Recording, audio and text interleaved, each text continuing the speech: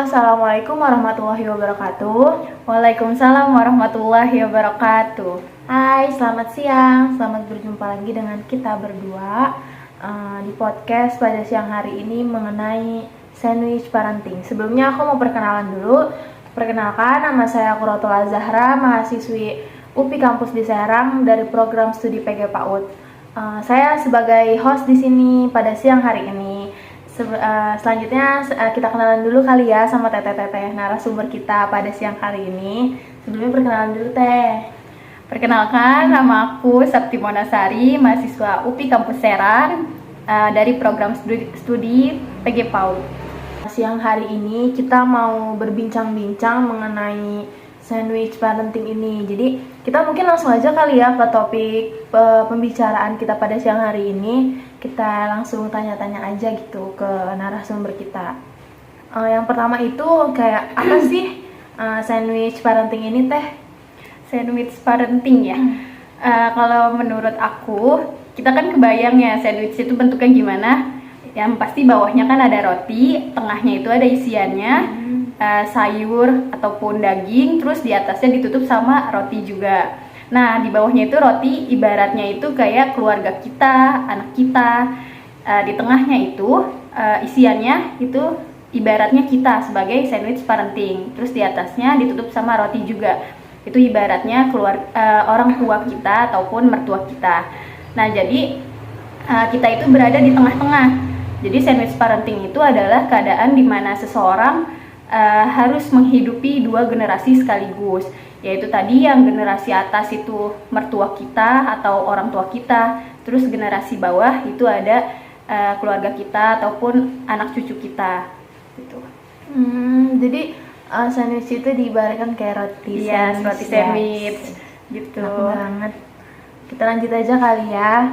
Pertanyaan kedua, aku sering juga nih baca-baca artikel ketemu kata tentang caregiving.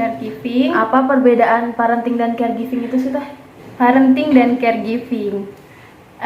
Kalau menurut aku juga parenting itu kan sering ditemuin di bahasa pas saat menjadi orang tua ya. Jadi parenting itu metode atau cara orang tua dalam memahami peran mereka untuk pembentukan karakter anak. Jadi di sini parenting itu bukan hanya orang tua mengasuh anak doang, tetapi juga mendidik, merawat, melindungi, terus mengamati perkembangan anak. Jadi parenting ini banyaklah lingkupnya. Sedangkan kalau caregiving itu di mana seseorang itu memberikan perawatan, pengasuhan khusus untuk orang tertentu. Nah, contohnya itu untuk manula ataupun lansia. Peran pengasuh apa saja sih dalam sandwich parenting ini? Ada apa aja gitu perannya teh? Aku pernah baca di artikel juga. Ini salah satu artikel wawancara gitu di Amerika ya. Jadi tuh banyak ibu-ibu sandwich generation yang bilang peran pengasuhannya itu ada 5. Yang pertama itu perawatan fisik. Jadi tuh ibu sandwich generation bukan hanya merawat mereka saja, tapi mereka juga harus mengerjakan tugas-tugas fisik di kehidupan sehari-hari, kehidupan di rumah. Jadi mereka harus mengerjakan pekerjaan rumah, mereka harus berbelanja. Terus yang kedua itu ada sounding board. Jadi kan kalau merawat orang tua, mengasuh anak itu juga pasti kan melibatkan kepedulian emosional, tingkat emosional ya.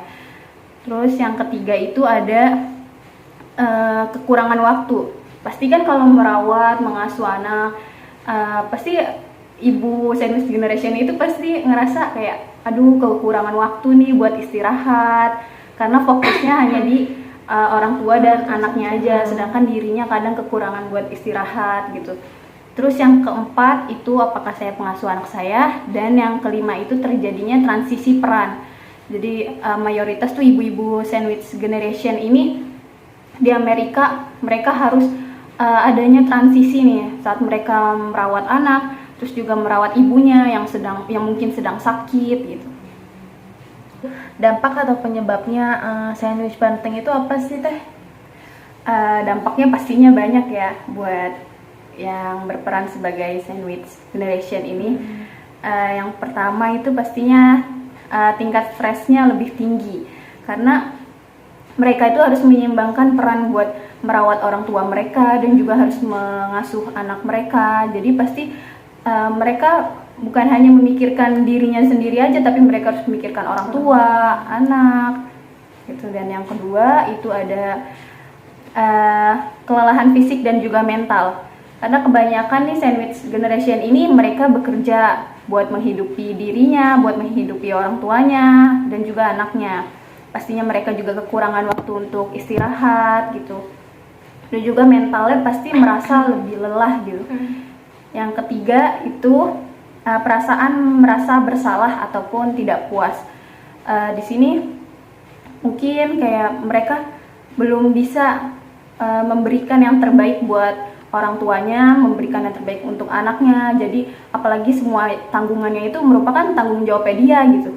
Dan yang terakhir mereka itu selalu merasa khawatir untuk orang tuanya itu membiayai kesehatan orang tuanya nggak maksimal, terus membiayai pendidikan anaknya.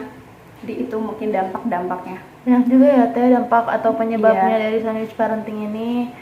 Gimana sih Teh cara mencegah agar kita tidak mengalami sandwich parenting ini? Ya mungkin kan karena faktornya itu kebanyakan dari finansial ya.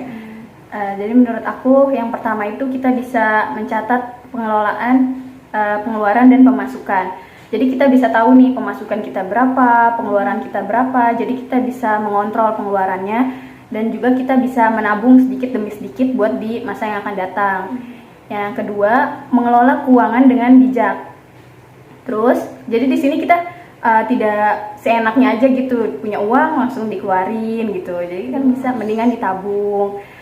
Yang ketiga yaitu memiliki penghasilan yang cukup dan tidak dari satu sumber saja. Jadi penghasilan ini nggak harus besar. Yang penting tuh kita bisa cukup buat kehidupan sehari-hari. Kita bisa tabung juga, terus kalau bisa ya cari kerjaan sampingan gitu. Yang keempat itu komunikasikan bersama kerabat. Jadi misalkan kita sebagai sandwich parenting, kita bisa minta tolong ke saudara kita gitu buat ayo kita merawat orang tua kita bareng-bareng gitu, gimana caranya supaya ya kita nggak berat sendirian gitu loh ya. Jadi misalkan saling membantu di merawat ataupun di finansial, ganti-gantian aja gitu. Itu sih menurut aku caranya. Banyak banget ya guys caranya untuk mencegah sandwich parenting ini. Iya. Oke, mungkin podcast kita hari ini cukup sampai di sini aja kali ya Teh. Sebenarnya banyak hal yang ingin kita sampaikan kepada teman-teman semua. Karena keterbatasan waktu kita juga, di sini mungkin kita cukupkan saja sampai di sini.